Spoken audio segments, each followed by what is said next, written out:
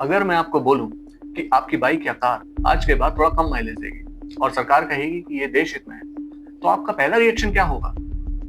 बस यही सवाल आज पूरे भारत में पूछा जा रहा है। सोशल मीडिया पर कोई कह रहा है कि इससे इंजन डैमेज हो जाएगा, कोई कह रहा है व्हीकल में कीड़े पड़ेंगे, कोई कह रहा है कि सरकार जनता को लूट रही है और कोई कह रहा है कि कोई नेता अपने पर्सनल फायदे के लिए ये सब कर रहा है। लेकिन क्या सच में E20 पेट्रोल है इंडिया के सबसे बड़े फ्यूल एक्सपेरिमेंट की निशानी, या सोशल मीडिया बता रहा है आपको आधी कहानी? आज हम इस वीडियो में इमोशनल नहीं बल्कि साइंटिफिक और इकोनॉमिकल एंगल से इस बात को समझेंगे।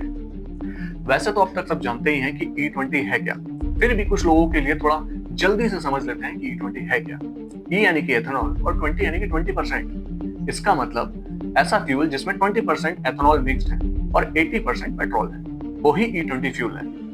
अब सवाल आता है कि इथेनॉल आता कहां से है? तो ये गन्ना यानी कि शुगर केन, मोलासेस या फिर कॉर्न से यानी मक्का से भी आता है। जो किसान आज से पहले सिर्फ शुगर बेचता था, अब वो फ्यूल में भी अपना कंट्रीब्यूशन दे सकता है। अब आता है बड़ा सवाल कि सरकार ऐसा क्यों कर रही है? अच्छा खासा सीएनजी, डीजल और पेट्रोल चल रहा था और तो और लोग ईवी व्हीकल्स भी खरीदने लगे थे, तो फिर ये E20 का बदलाव क्यों?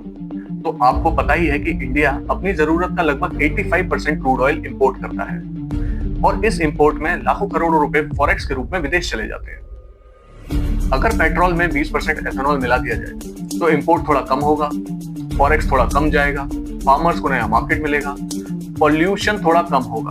हालांकि पॉल्यूशन के लिए और भी बहुत सारी चीजें जिम्मेदार हैं।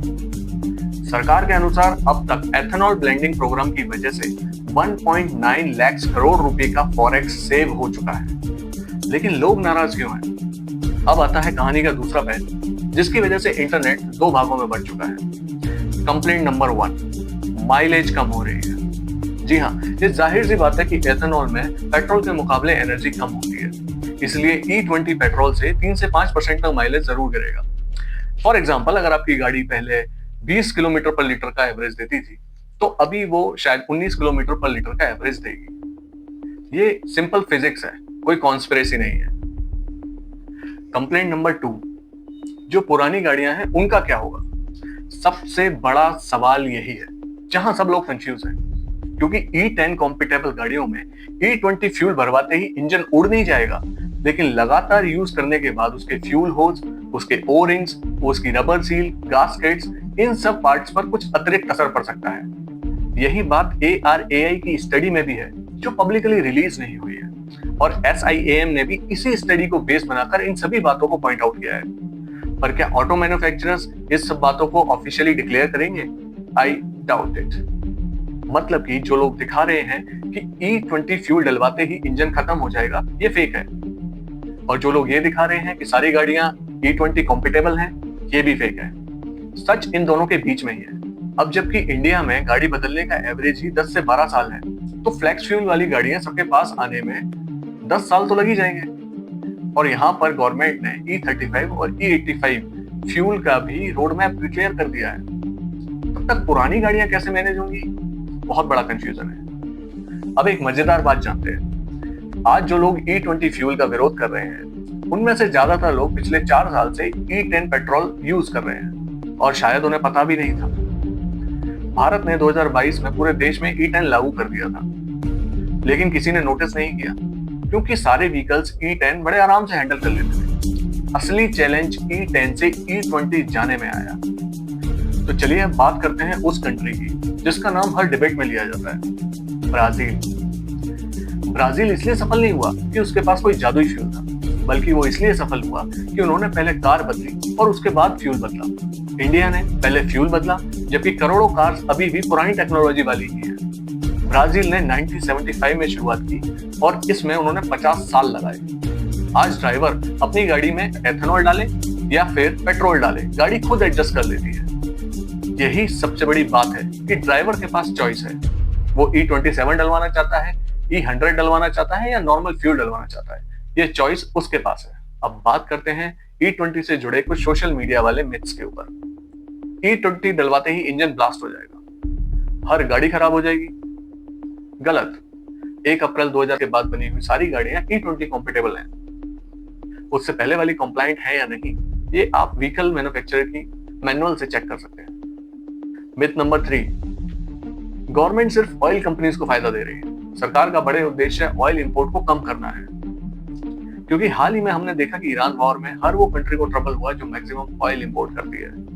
मिथ नंबर 4, एथेनॉल सिर्फ इंडिया में यूज होता है। गलत। कई देशों में वर्षों से एथेनॉल ब्लेंडिंग चल रही है। ब्राजील, यूएसए इसके एग्जांपल्स हैं। मिथ नंबर 5, E20 मतलब स्कैम। अगर स्कैम होता तो दुनिया के देश इसे कई दशकों तक इस्तेमाल नहीं करते। हाँ, लेकिन इंडिया में इम्प्लीमेंटेशन पर सवाल जरूर उठ सकते हैं। अब बात बिल्कुल बैलेंस करके करते हैं। मुझे लगता है पॉलिसी गलत नहीं है, लेकिन हाँ, एग्जीक्यूशन और बेहतर हो सकता था। ये पॉलिसी और भी बेहतर होती अगर इन 4 पॉइंट्स पे फोकस किया जाता। नंबर 1, E10 और E20 दोनों उपलब्ध करिए। कस्टमर को डिसाइड करने दीजिए कि उसको अपने व्हीकल में कौन सा फ्यूल डलवाना है। नंबर 2, सरकार को नॉन E20 कंप्लायंट गाड़ियों के लिए एक अलग से रोड मैप देना चाहिए। नंबर 3, मैन्युफैक्चरर के साथ मिलकर सरकार को बड़े बड़े अवेयरनेस कैंपेन चलाने चाहिए।